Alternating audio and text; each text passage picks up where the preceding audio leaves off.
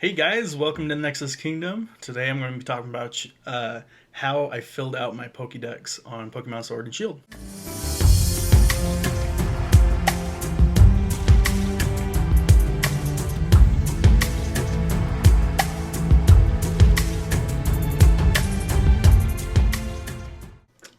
Okay, so I want to go over three things that helped me a lot when I was uh, first getting started and filling out my Pokédex in Pokemon Sword and Shield. So the first thing that I learned quickly on in the game is this thing called surprise trade. So if you've been playing the game for a while, you know what surprise trade is. It's when you put up a Pokemon that you're wanting to, just give away to someone, and then they'll give you something back in return. And it's a total surprise. You don't know what you're getting. You just send off some random Pokemon. You get some random Pokemon back. So this is a great way to get, version exclusives from the other version. Or the best thing that I got from it was actually a Ditto that allowed me to breed Pokemon, the whole shebang. And you can't really get Ditto until later in the game. And I'll talk about that as well. But it really helps you. So a tip in using this method is be sure to catch Pokemon, constantly. Just be constantly catching Pokemon that you want to send off, that you don't care about, that you trade anyway. If you're breeding something, they call them breedjects, like rejects from breeding. You can send those off too instead of just releasing them in the wild. But it helps out a lot, I swear. Another thing that's not in Pokemon Sword and Shield is actually the GTS trading as well. It's another trading example, but that's in Pokemon Home. So you want to put up something that people want. So popular Pokemon, Ditto is a really good example. If you can farm Dittos and trade them off, you'll be set.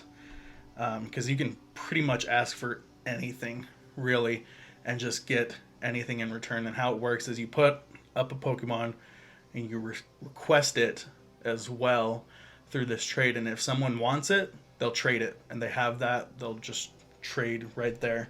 So utilize these features. I know with Pokemon Sword, like any online thing, you know you need the Nintendo online pass for it to work, but I mean, it's $20. Get it, it's totally worth it. But yeah, so the second thing that I want to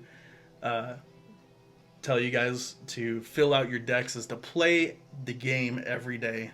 So in a little bit, like if you're just starting out, in a little bit you'll be introduced to the wild area, and this wild area is massive. So it has its own weather system, different areas in the wild area, and that changes every day. So depending on the weather and depending on where you're at in the wild area, you'll actually see different Pokemon show up. So play the game every day, go through all the areas, look at everything, and you'll be set. So in this wild area and where you're looking at, as you progress further in the game, there's one area in specifically where you can get super rare Pokemon, usually, version exclusive of different things. So where you want to go for this next one is the Lake of Rage in the wild area. That's this area that you kind of go across the water, so you have to be able to do that. And you come to this little cliffside area, and it has a bunch of rare Pokemon, version exclusives of everything, and Dittos. It's pretty awesome. This area kind of looks like Stonehenge right there. There's always a EV evolution just hanging out depending on what the weather is. And if you get there, you can farm Dittos, you can get trades for Dittos coming in, and that's kind of how I filled out my decks as well. Is when you get to that area, just make sure you go there every day, different Pokemon with different weather, and you'll be all set. So as you're playing every day and you're going through these wild areas, there's actually a few different things that you can do to increase your chances of getting the Pokemon you want. So different Pokemon have different abilities that you can use in a battle or outside of a battle as well. And I'm talking about the ones that you can use outside of a battle. So, say you're looking for a specific electric type Pokemon, right? And you want to increase your chances of getting that. Well, there's an ability called Lightning Rod, where if you catch a Pokemon that has Lightning Rod and put it at the first of your party and you walk around in the long grass, then it increases your odds of catching an electric type Pokemon. And this can go for, grass types and fire types as well. And I'm sure there's a lot of other abilities that have that as well. So you want to keep on the lookout for that, research about it a little bit and decide which one you want and which Pokemon you're going after. And these abilities can really help you.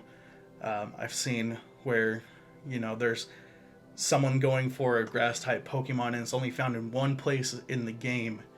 And you have an ability that increases your odds up to 50%. So 1 in 2 encounters is a grass type Pokemon, and they found it, after 2 minutes, whereas before it would take about, 30 minutes to an hour to find it. So it really increases your odds, and it's a good way to find Pokemon.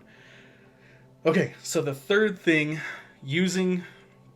after you use the trading, you're playing every day, you're getting all of those Pokemon out, surprise trades, GTS trading, all of that stuff, you're going to fill up your decks pretty quickly. And when it comes down to it, there's only really one Pokemon. If you're playing the base game, there's only one Pokemon that you really need to trade with someone else to get. And I mean, you can trade and use this method as well if you don't have it all the way filled out and you don't want to catch anything. But use social media groups. Social media groups like, Discord, Facebook. I used Reddit for a while. They have different forums and stuff where you can go in and you ask someone in the forum and they say, hey, I have this thing. I'm looking for a certain type of Pokemon. And really with the version exclusives, they're going to be looking for Zacian or Zamazenta. Those are the legendaries at the end of the games.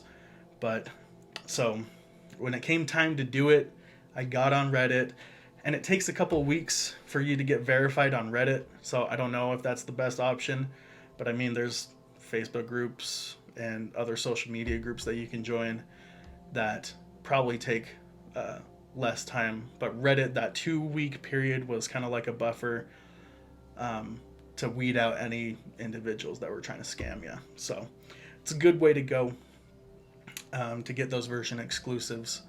All right, so that's how I filled out my Pokédex and Pokemon Sword.